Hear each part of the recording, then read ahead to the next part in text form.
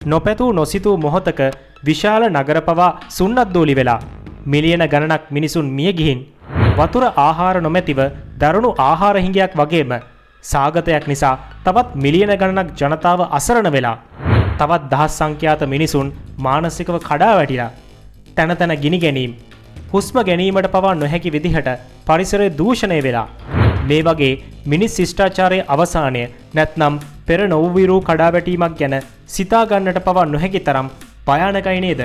තුන්වන ලෝක යුද්ධය කියන්නේ මේ මුළු මහත් ලෝකයටම බලපාන අපට සිතා ගැනීමටවත් නොහැකි ඒ තරම් භයානක දෙයක්. තුන්වන ලෝක යුද්ධයක් ඇති වෙනවා තියා ඒ ගැන හීනකින්වත් නොසිතූ කාලයක එනම් මීට දශක කිහිපයකට පෙර සිටම ඇතමුන් මේ යුද්ධයේ ගිනිපුපුරු මනසින් දැක්ක කිව්වොත් ඔබ විශ්වාස කරනවද? අපි සියලු දෙනාම බියකරු සිහිනයකට ඇද දමමින් මුළු මහත් ලෝකයටම සිදුවීමට නියමිත මේ දුක්ඛිත ව්‍යසනය ගැන ඔවුන් ලොවටම පවසා සිටියා.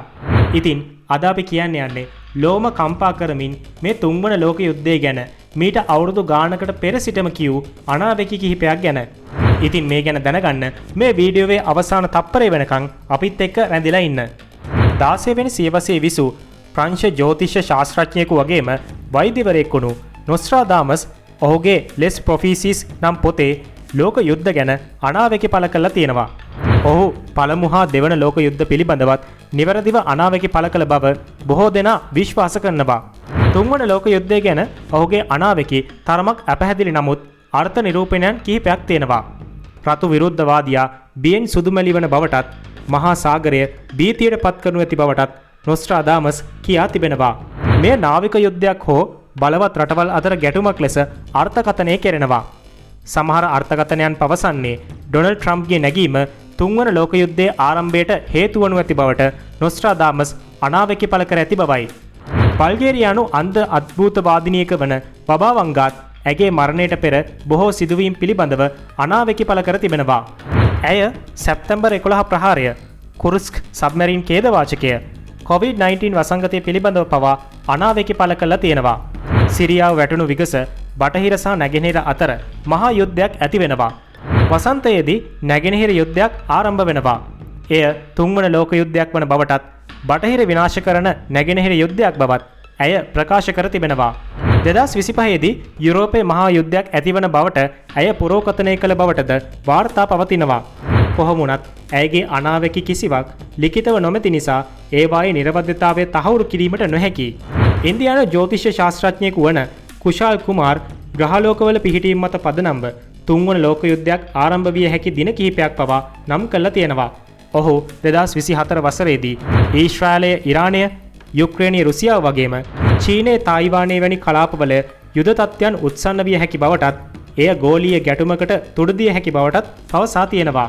එංගලන්තයේ රැජිනගේ මරණය ගැන පවා නිවැරදි අනාවැකි පළ කළ ක්‍රේග් හැමිල්ටන් පාකර් පවසන්නේ 2023 දී චීනය සහ රුසියාව අතර ගැටුමකින් තුන්වන ලෝක යුද්ධයක් ආරම්භ විය හැකි බවයි. මෙය ඉදිරි වසර දෙක තුළ බරපතලම වන බව පවසා තියෙනවා. බයිබලයේත් අර්මගෙදෝන් සටන වගේ මහා යුද්ධයක් ගැන සඳහන් වෙනවා. මේක ලෝකයේ අවසාන කාලයේදී සිදුවන යුද්ධයක් විදිහට විස්තර කරලා තියෙනවා. එහිදී ඉරානයේ ඇතුළු බලවත් සන්ධානයක් ඊශ්‍රායලයට එරෙහිව නැගී සිටින ආකාරයත් විස්තර කරනවා. සිම්සන්ස් නම් ජනප්‍රිය කාටුන් මාලාවේ අනාගත සිදුවීම් ගණනාවක් ගැන අනාවැකි පළ කර තිබෙනවා. එහිදී තුන්වන ලෝක යුද්ධයක් ගැන වගේම රොබෝවරුන් විසින් පෘථිවිය අත්පත් කර ගැනීම පිළිබඳව පවා ඇතුළත්ව තිබෙන බව සමහරු විශ්වාස කරනවා. ඉතින් අනාවැකි කියන්නේ අනාගතයේ සිදුවිය හැකි සිදුවීම් පිළිබඳව කරන ප්‍රකාශයක් පමණයි. බොහෝ වෙලාවට මේ අනාවැකි අපැහැදිලි නිසාම විවිධ අයුරින් අර්ථකථනය කරන්න පුළුවන්. ඉතින් ඒවායේ නිර්වද්‍යතාවය පිළිබඳව සැකයක් පවතින එක සාධාරණයි. හැබැයි අද අපි කිව්වේ මීට පෙරත් පවසපු අනාවැකි සැබෑ වුණ පුද්ගලයන්ගේ අනාවැකි කිහිපයක්. ඉතින් මේ අනාවැකි නිකම්ම අහක දාන්න බෑ. විශේෂඥයන් වගේම විශ්ලේෂකයන් පවසන්නේ පළමු හා දෙවන ලෝක යුද්ධ වගේම තුන්වන ලෝක යුද්ධයත් ප්‍රධාන බලවතුන් සම්බන්ධ කරගත්ත ගැටුමක් විය හැකි බවයි. එවැනි යුද්ධයකදී න්‍යෂ්ටික අවි වගේම වෙනත් මහා විනාශකාරී අවි ලෝකයේ සෑම රටකටම බලපෑම් කරන බව ඔවුහු පෙන්වා දෙනවා.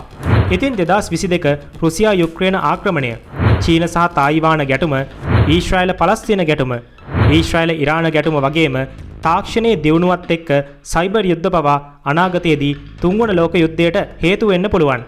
ඉතින් අනාගතයේ ලෝක යුද්ධයක් ඇතිවීමේ හැකියාව පිළිබඳ ඔබට හිතන දේ කමෙන්ට් කරන්නත් අමතක කරන්න එපා.